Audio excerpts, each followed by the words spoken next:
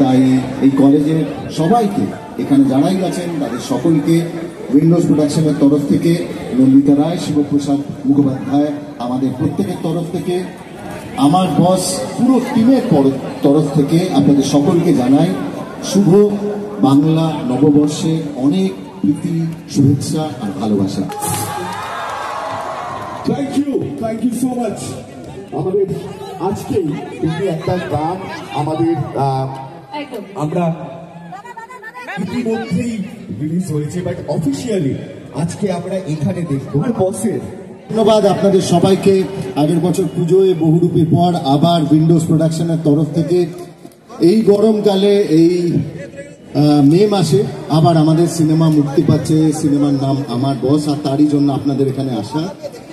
Netaji Subhash engineering college, এই কলেজের সমস্ত যারা ছাত্র ছাত্রী, অভিভাবক অভিভাবিকা, যে সমস্ত নেপথ্যের মানুষরা যারা এই কলেজে যারা পড়ান, যারা স্টাফ, যারাই আছেন, তাদের প্রত্যেককে অজস্র ধন্যবাদ আমাদেরকে এমন একটা সুযোগ করে দেওয়ার জন্য।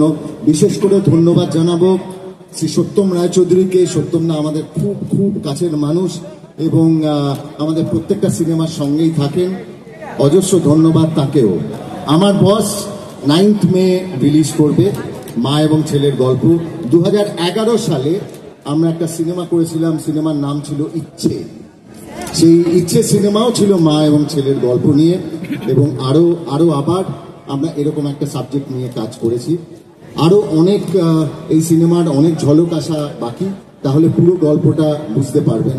শুধু একটাই কথা বলবো যে আমাদের সকলের জীবনের সবচেয়ে বড় বস কিন্তু একজনই, যে আমাদের অফিসের বস, যে আমাদের কলেজের বস, যে আমাদের সমাজের বস, সবাইকে চুপ করিয়ে দিতে পারে, সে হচ্ছে আমাদের মা, আমার মা। আমাদের মায়ের কাছে আমাদের সব উত্তর পাওয়া যায়। আমি কবে প্রথম, বিশ্বাস করুন, জীবনে যেদিন প্রথম প্রেমে পড়েছিলাম আমার মা বুঝতে পেরেছিলেন। জীবনে প্রথম সিগারেট খেয়েছিলাম আমার মা ধরতে পেরেছিলেন।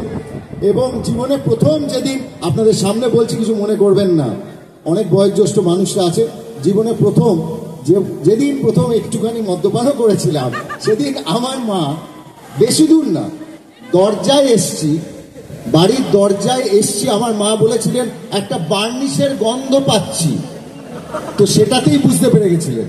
আমি বলেছিলাম আমার মার থেকে বড় গোয়েন্দা আর হয় না। এগ্রি করবেন তো?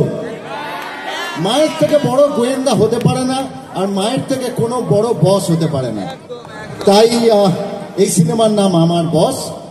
আমার বসে 22 বছর বাদে রাখি গুলজার এই সিনেমায় অভিনয় করবেন।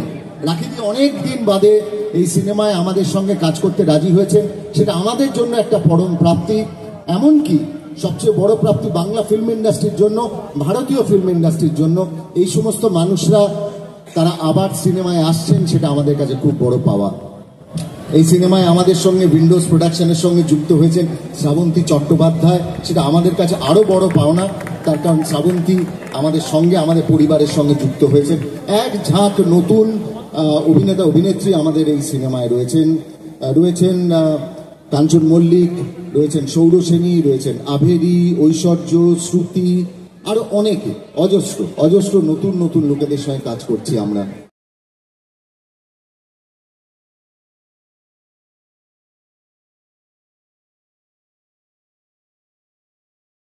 এইরকম ফেস যেন বছর বছর হয়, আর আমরা আমাদের ছবি নিয়ে এরকম ভাবে প্রমোশন করতে পারি।